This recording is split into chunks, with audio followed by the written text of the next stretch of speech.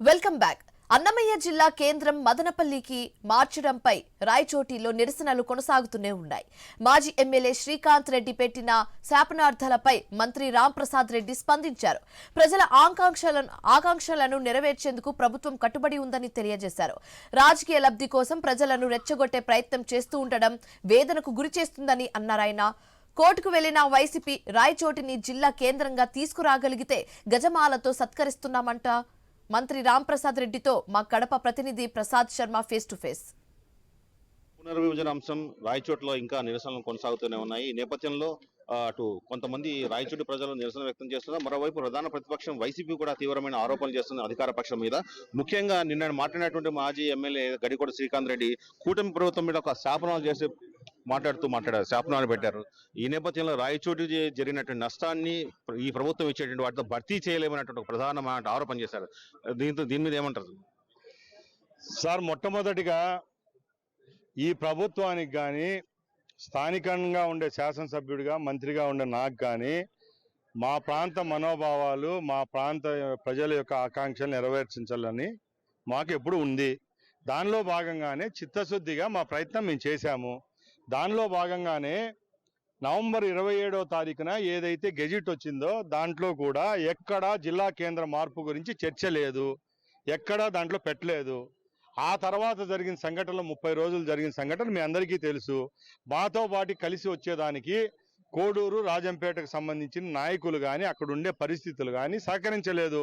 భౌగోళికంగా వేరు కావడం వల్ల మమ్మల్ని మళ్ళీ తీసుకొని పోయి మదనపల్లి జిల్లాలో కలపడం జరిగిందే తప్పక ముఖ్యమంత్రి గారికి కానీ నాకు కానీ మా వ్యవస్థకు కానీ ఎక్కడా ఏ విధమైన భేదాభిప్రాయాలు ఎక్కడా లేవు.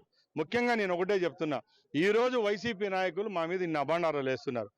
ఆ రోజు జగన్మోహన్ రెడ్డి ముఖ్యమంత్రిగా ఉన్నప్పుడు భౌగోళికంగా రాయచోటిని కేంద్రంగా చేయడం ఎందుకు జరిగిందంటే ఆ రోజు ఉన్న నియోజకవర్గాల సంఖ్య 6. ఆ 6లో రాయచోటి సెంటర్గా ఉండడం వల్ల ఆ రోజు జిల్లా కేంద్రంగా చేయడం జరిగింది. ఈరోజు మదనపల్లి జిల్లా ఏర్పాటు చేసిన తర్వాత అన్నమయ్య జిల్లా ఏదైతే పాత ఉందో దాంట్లో 3 నియోజకవర్గాలు మిగిలిపోవడం జరిగింది. దాంట్లో రైల్వే కోడూరు రాజంపేట దూరంగా ఉండడం వల్ల వాళ్ళు మాతో కోఆపరేట్ చేయలేదు. ఇంతే, దీంట్లో ఎవరిదో తప్పు ఉందని మాట్లాడుతున్నారు. ఈరోజు నిన్న ప్రెస్ మీట్ కూడా పెట్టడంలో నేను ఒకటే చెప్తున్నా, ప్రెస్ పాయింట్స్ అన్ని చదివాను. ఈరోజు చంద్రబాబు నాయుడు గారు ముఖ్యమంత్రి హోదాలో ఈ తీర్మానం చేయడం జరిగింది అన్నారు. ఎవరైనా కూడా ఆ రోజు జగన్మోహన్ రెడ్డి ముఖ్యమంత్రిగా ఉన్నప్పుడు నిర్ణయం తీసుకుంటారు. ఈ రోజు చంద్రబాబు నాయుడు గారు ముఖ్యమంత్రి కాబట్టి ఆయన నిర్ణయం తీసుకున్నాడు. దాంట్లో ఏమని ఉంది? మదనపల్లి జిల్లా కేంద్రం చేయలేదు, కొన్ని సమస్యల వల్ల మాకు కాలేదని చెప్పడం జరిగింది.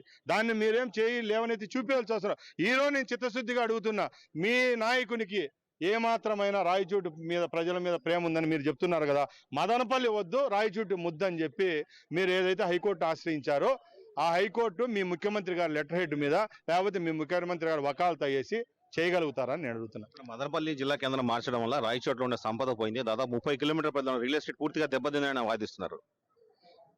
సార్ నేను ఒకటే చెప్తున్నా, ఈ విమర్శలన్నీ రాయచోట్లో ఉన్న కార్మికులు, వర్తకులు, ఇక్కడున్న వ్యాపారస్తులు, రియల్ ఎస్టేట్కి సంబంధించిన వర్తకులకు మానసికంగా దెబ్బతినే విధంగా వాళ్ళ ఓట్ల కోసం రేపు రాబోయే కాలంలో ఆ యొక్క బాధను ఓట్లుగా మార్చుకోవాలని చెప్పే తపనతో మాట్లాడుతున్నారు తప్పక రాయచోటి పట్టణం యొక్క వైశాల్యం ఎంత, రాయచోటి పట్టణ పరిధి ఎంత, రాయచోటి జనాభా ఎంత, రాయచోటి జిల్లా కేంద్రం ఏర్పాటైన తర్వాత రాయచోట్లోకి వచ్చిన ఫ్యాక్టరీలు ఎన్ని తెచ్చినారు, ఎన్ని ఇన్స్టిట్యూట్ తెచ్చినారు, ఎన్ని పర్మనెంట్ బిల్డింగులు తీసుకొచ్చినారు, దాని గురించి ఒకసారి బయటికి తీయవలసిందిగా కోరుకుంటున్నా.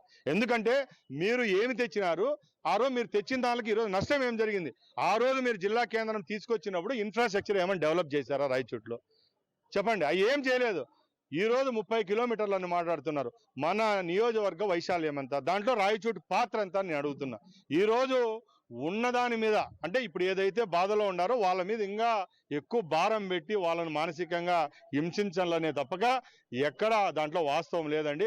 నేను మీ గతంలో కూడా చెప్పా, కేవలం నియోజకవర్గం మన రాయచోటి పట్టణం జిల్లా కేంద్రంగా లేకపోవడం వల్ల ఇక్కడ అభివృద్ధి కుంటుపడిపోతుంది అనేది వైసీపీ వాళ్ళు అలాగే వ్యతిరేకులు చేస్తున్న ఇది ఒక ఏదంటారు ప్రజల్లోకి తీసుకొని నెగిటివ్ ప్రచారం. ఎందుకంటే రాష్ట్ర వ్యాప్తంగా ఎన్నో స్వాతంత్రం వచ్చిన తర్వాత ఎన్నో జిల్లా కేంద్రాలు ఏర్పాటైనాయి.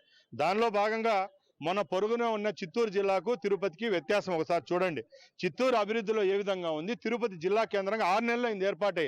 ఈరోజు తిరుపతి యొక్క చూడండి. అలాగే ఈరోజు ఆంధ్ర రాష్ట్రానికి రాజధాని అయిన ఏదైతే విజయవాడ ఉందో ఆ విజయవాడ కూడా ముందు జిల్లా కేంద్రం కాదు, మచిలీపట్నం జిల్లా కేంద్రం. అలాగే రాజమండ్రి కూడా ఈస్ట్ గోదావరి జిల్లాకు కేంద్రంగా ఉండేది, ఏది కాకినాడ.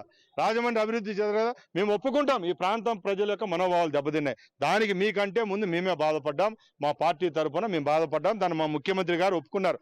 మీరు ప్రతి ఒక్కసారి గాయం మీద వేలు ఎత్తి చూపించడం మాకు ఇష్టం లేదు. మేము ఏదైతే అభివృద్ధి చేసి చూపిస్తామనో దానికి మేము చేస్తాం.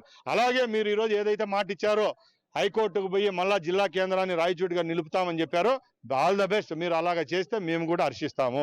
యావత్ తెలుగుదేశం పార్టీ కార్యకర్తలు నా సైతం కూడా మీకు గజమాలతో సన్మానించేదానికి మేము సిద్ధంగా ఉన్నాం. కేవలం జిల్లాల పునర్విభజనలో జిల్లా కేంద్రం మారినప్పటికీ కూడా రాయచోటి అభివృద్ధికి తాము కట్టుబడి ఉన్నాయని ప్రభుత్వం కూడా కృతనిశ్చయంతో చెప్తున్నారు మండిపల్లి రాంప్రసాద్. కెమెరా పర్సన్ సుమన్తో శర్మ.